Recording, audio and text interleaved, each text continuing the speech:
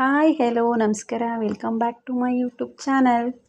ಇವತ್ತಿನ ರೆಸಿಪಿ ಆಲೂ ಬಜ್ಜಿ. ಈವ್ನಿಂಗ್ ಸ್ನ್ಯಾಕ್ಸ್ಗೆ ಬೆಸ್ಟ್ ಅಂತಲೇ ಹೇಳ್ಬೋದು. ಹೇಗೆ ಮಾಡೋದು ನೋಡೋಣ ಬನ್ನಿ. ಮೊದಲಿಗೆ ರೌಂಡ್ ಆಗಿರೋ ಆಲೂಗಡ್ಡೆ ತೊಗೋಬೇಕು. ರೌಂಡ್ ಆಗಿದ್ರೇ ಚೆನ್ನಾಗಿರುತ್ತೆ ಶೇಪ್ಸ್ ಎಲ್ಲ. ಈಗ ಇದನ್ನು ಹೊಟ್ಟೆಲ್ಲ ತೆಗಿಬೇಕು.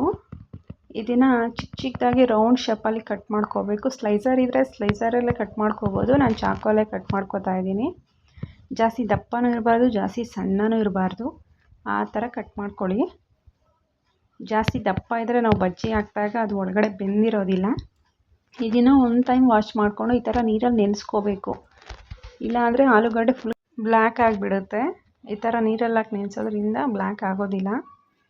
ಈಗ ಒಂದು ಪಾತ್ರೆಗೆ 1 ಕಪ್ ಕಡಲೆ ಹಿಟ್ಟು, ಸ್ವಲ್ಪ 2 ಸ್ಪೂನಷ್ಟು ಅಕ್ಕಿ ಹಿಟ್ಟು ಹಾಕ್ಕೋಬೇಕು. ಅಕ್ಕಿ ಹಿಟ್ಟು ಹಾಕೋದ್ರಿಂದ ಕ್ರಿಸ್ಪಿನೆಸ್ ಬರುತ್ತೆ. ಅಕ್ಕಿ ಹಿಟ್ಟು ಇಲ್ಲ ಅಂದರೂ ನೀವು ಕಾಯಿಸಿರೋ ಎಣ್ಣೆ ಹಾಕೋದ್ರಿಂದನೂ ಕ್ರಿಸ್ಪಿನೆಸ್ ಆಗೇ ಇರುತ್ತೆ. ಖಾರಕ್ಕೆ ತಕ್ಕಷ್ಟು ಖಾರದ ಪುಡಿ, ಒಂದು ಸ್ವಲ್ಪ ಅರಿಶಿಣ, ಕಲರಿಂಗೋಸ್ಕರ ಕಲರ್ ಚೆನ್ನಾಗಿರುತ್ತೆ ಅರಿಶಿಣ ಹಾಕೋದ್ರಿಂದ. ಒಂದು ಸ್ವಲ್ಪ ಶುಂಠಿ ಬೆಳ್ಳುಳ್ಳಿ ಪೇಸ್ಟ್ ಹಾಕ್ಕೋಬೇಕು, ಫ್ಲೇವರ್ ಚೆನ್ನಾಗಿರುತ್ತೆ. ಕೊತ್ತಂಬರಿ, 1/4 ಟೀ ಸ್ಪೂನಷ್ಟು ಅಡುಗೆ ಸೋಡಾ, ರುಚಿಗೆ ತಕ್ಕಷ್ಟು ಉಪ್ಪು, ಇಷ್ಟು ಹಾಕ್ಕೊಂಡು ಚೆನ್ನಾಗಿ ಮಿಕ್ಸ್ ಮಾಡ್ಕೊಳ್ಳಿ. ಗಂಟು ಇಲ್ಲದೆ ಇರೋ ಥರ. ಗಂಟಿದ್ರೆ ಚೆನ್ನಾಗಿರೋದಿಲ್ಲ. ಫುಲ್ ಗಂಟು ಇಲ್ಲದೆ ಇರೋ ಥರನೇ ಫಸ್ಟ್ ಕಲಿಸ್ಕೊಂಡು ಮತ್ತೆ ವಾಟರ್ ಹಾಕ್ಕೊಂಡು ಮಿಕ್ಸ್ ಮಾಡ್ಕೊಳ್ಳಿ.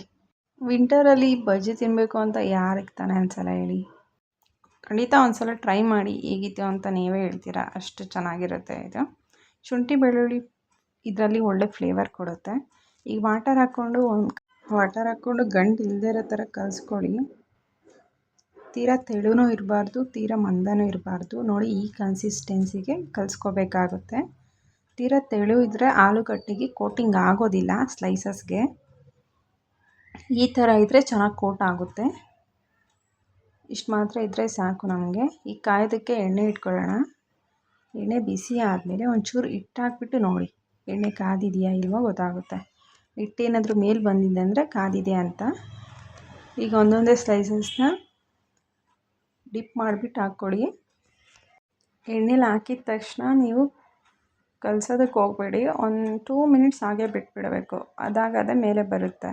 ನಾವು ಕಲಸೋದಕ್ಕೆ ಏನಾದರೂ ಹೋದರೆ ಹಿಟ್ಟೆಲ್ಲ ಜಾರಿಗೆ ಮೆತ್ಕೊಬಿಡುತ್ತೆ. ಸೊ ಹಾಗಾಗಿ ಅದನ್ನು ಕಲಸೋಕ್ಕೆ ಹೋಗಬೇಡಿ. ಒಂದು 2 ಮಿನಿಟ್ಸ್ ಹಾಗೆ ಬಿಟ್ಬಿಡಿ. ಈಗ ಒಂದೊಂದೇ ಹಾಕ್ಕೊಳ್ಳೋಣ.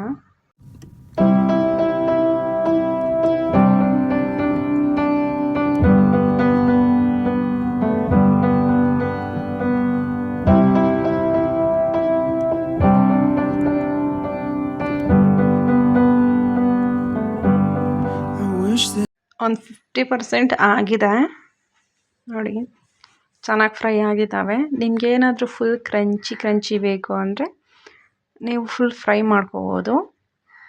ಗೈಸ್, ಇದು ನನ್ನ ಮೊದಲ ಹೆಜ್ಜೆ ಯೂಟ್ಯೂಬ್ ಕಡೆಗೆ. ಅಕಸ್ಮಾತ್ ನಾನು ಮಾತಾಡೋದಲ್ಲಾಗಿರ್ಬೋದು, ಇಲ್ಲ ಎಡಿಟಿಂಗಲ್ಲಾಗಿರ್ಬೋದು, ಏನಾದರೂ ಮಿಸ್ಟೇಕ್ಸ್ ಇದ್ದರೆ ದಯವಿಟ್ಟು ಕ್ಷಮಿಸಿ.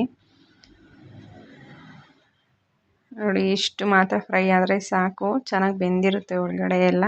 ಜಾಸ್ತಿ ಕ್ರಿಸ್ಪಿ ಆದರೂ ತಿನ್ನೋದಕ್ಕೆ ಚೆನ್ನಾಗಿರೋದಿಲ್ಲ. ಇದನ್ನು ಸರ್ವ್ ಮಾಡ್ಕೊಳ್ಳೋಣ. ನಿಮ್ಗೆ ಏನಾದರೂ ವಿಡಿಯೋ ಇಷ್ಟ ಆದರೆ ಪ್ಲೀಸ್ ಲೈಕ್ ಮಾಡಿ, ಫ್ರೆಂಡ್ಸ್ ಆ್ಯಂಡ್ ಫ್ಯಾಮಿಲಿಗೆಲ್ಲ ಶೇರ್ ಮಾಡಿ, ಹಾಗೆ ಸಬ್ಸ್ಕ್ರೈಬ್ ಮಾಡೋದನ್ನು ಮರಿಬೇಡಿ. Thank you.